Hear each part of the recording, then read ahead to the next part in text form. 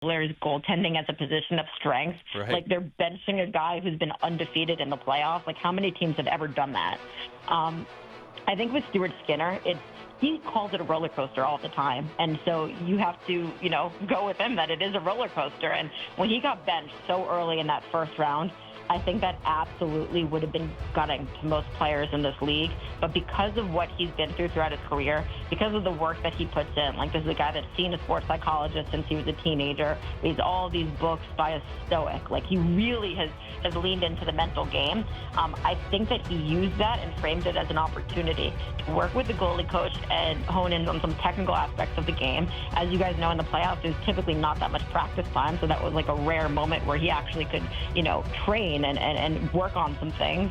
And he came out of it so much stronger. And so I think right now, in terms of like covering it, you celebrate the success because it's such an amazing story. We can learn so many lessons from it. He's got such great perspective in the way that he speaks about those vulnerabilities open. At the same time, he's the one that calls it a roller coaster. And so it's going to be a roller coaster. And at some point, maybe it's going to give for him. And so you've got to, be aware of that. And then I think the next time he hits a low, know that like he's probably not going to stay there forever because he always finds a way to get himself out of it now. So Carolina goes to the conference final all the time, and yet they won their first game in the conference final in like 20 years last night. And yet they played well. It was a tough hockey game to watch. It was a grinding, tough, not a ton of entertainment value. Low hockey event, game. we call it. Yeah. Low event. Perfect way to express and explain what happened That's last night. euphemism. Lovely. Yes. So, I think most of all four of us, and I think everyone still believes this is Florida and it's over. But the idea that Carolina pushes it to 6 or beyond, how much benefit do you think Florida would get from ending this quicker as opposed to allowing Carolina getting off, the mat, so to speak? Well, I think Florida would really benefit from ending it quickly, especially because, I don't know, I'm still gearing up for a long series here in the West, and they seem a bit banged up, right? Like, we don't know what's really going on with Reinhart, Nikola, AJ Greer's not going to play. Like, if you just give those guys up to 10, 11 days to not play hockey and not have to play the physical grind, you'd have to imagine that's a massive advantage. Plus, of course, what happened last year in the Stanley Cup final where, okay, they allow one, game, and all of a sudden it's like, wait, is this the team that's capable of allowing a team to climb back in?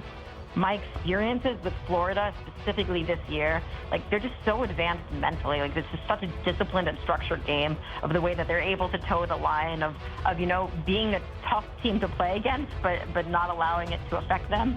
And so I feel like they always self-correct. Like, okay, maybe this is a wake-up call, a good opportunity, and they're going to go down there to Raleigh and to take care of business.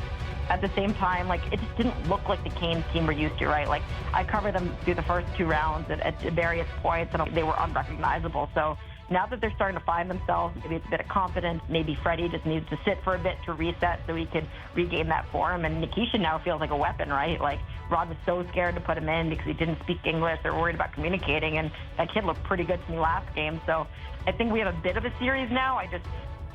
I feel like the platitudes we were saying about Florida are probably too exaggerated, but they still feel like they're on a different gear and a different level than Carolina is. Yeah, they have been lights out for a while, that's for sure. We have a shot of Ray when everyone's jumping on the ice tonight, because that was our favorite shot the other night. He looked so rattled for some reason. He had his hand on his hip. He's never been to a hockey game before, right? Yeah, exactly. So we want more ISO cam of Ray. We need more Ray on ESPN tonight. Please do us that favor. Yeah, I thought you were going to say, like, make sure Ray gets his snacks and his waters. He gets cranky, but no, I love this. I'm totally on the assignment. Okay, appreciate it. Thanks, Emily. Enjoy it tonight. Thanks, guys. Have a good one. There's Emily Kaplan. Get Ray there. Hand on his hip. Yeah, like, let's go. Just go on the ice and get it. Like, I don't know. He just. Come on. I laughed to myself. It was the beginning of the game. Guys are skating onto the ice. And he was like, I am so mad. Everyone that knows Ray has seen him where he's just disgusted. Maybe it was just one of those things where he's looking away. Who knows? But it was so funny. I had to laugh to myself. Well, I mean, that's the amazing thing. Like, we asked Emily out of the gate, the luxury of being up close and personal and watching McDavid and Draisaitl. And Ray has been in the game for 40 years. Like, he's seen everything. Do you know how many people would pay for that seat, like, just to watch McDavid fly by? You know how much money you could get in an auction, like a charity auction, Like, stand where Ray stands and watch McDavid do laps. People would pay thousands of dollars Yes, for that. for sure. And Ray's like, all right, let's go. Come on. He's annoyed because I know he talked about it. His headset, the cord's only about 2.5 feet long, so it's short.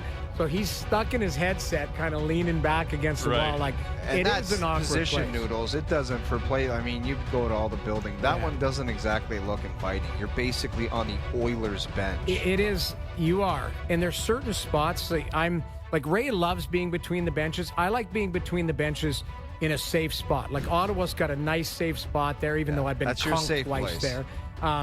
But if I was in that building, I'd be like, I'm upstairs. I don't want all that traffic. I don't need all the No. people. Like, No. but Ray is right in the mix there. And same thing in Dallas. He's literally on the Stars bench.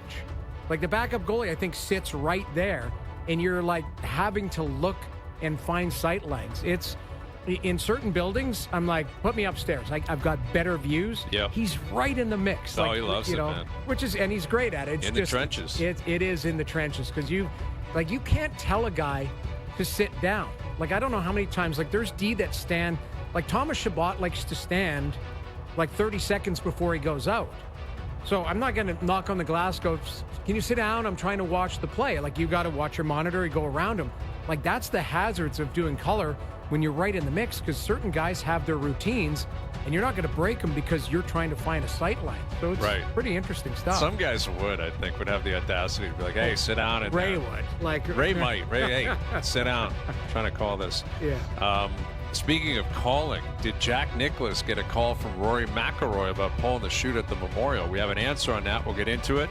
And, of course, we're continuing to look ahead to Game 4 tonight. Always on the clock up until 7 p.m.